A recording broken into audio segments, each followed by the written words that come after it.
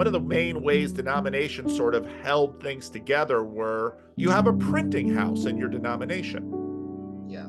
And your denomination produces all of the materials, the Sunday school materials, the magazine, the theological books. You have a denominational seminary. And so you sort of have a walled garden here, and you produce everything that your denomination eats. That whole system has been coming apart for the last 50 years. People are feeding out of a marketplace, not out of a walled garden.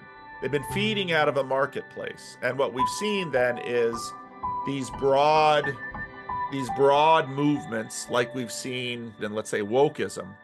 This has been capturing institutions. And what that means is the old way we used to organize was within the walls of a building. Now we're sort of living on the internet, just like you and I are doing now. For example, the successor institution to the Reformed Church in America, I'm pretty sure they started it with a cell phone and a laptop.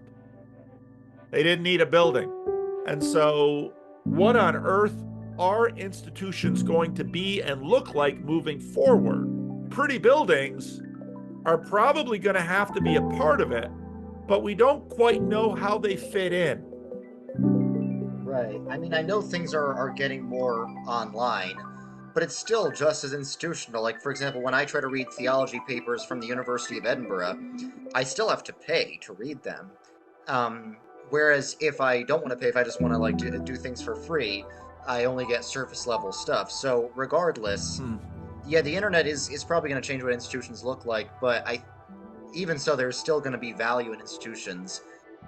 I think you are, in fact, embodying the new wave, but you also still value institutions. Thanks to the internet, a lot of young men are becoming a lot more conservative than they ever have been due to like the trad movements and stuff, but they still lack institutional power. I would bet that a lot of those people sitting in pretty buildings are terrified by you.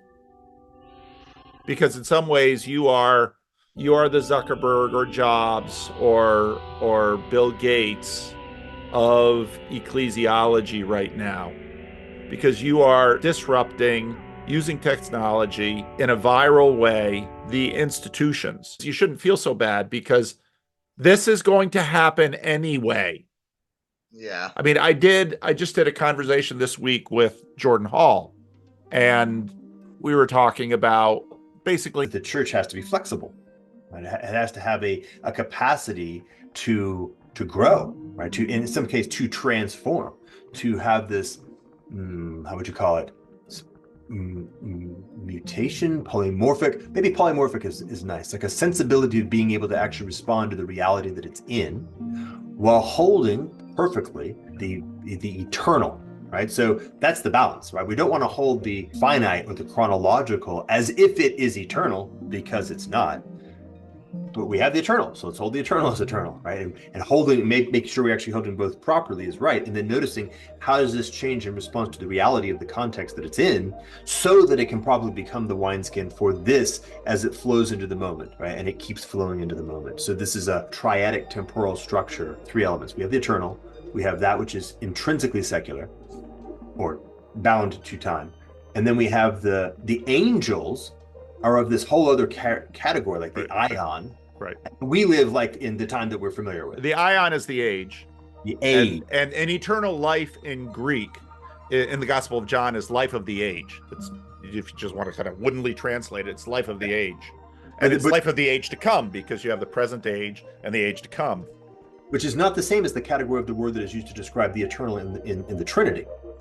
Right? Because it's a different kind of eternal, because the angels don't live in that exactly. There's something different here. Right. A way that is not necessarily strictly of the eternal, but that's what it is, but participates in the architecture of the eternal and how to afford the translation of the eternal into the chronological. Right. The angels need a ladder. Jacob is running away from Esau. He lays his head on a rock. He's Bethel. Angels are going up and down the ladder. The angels need a ladder, because there is a distance. This is very much like, if you think about it, Christ. It is the logos, actually, now that I think about it. Yeah.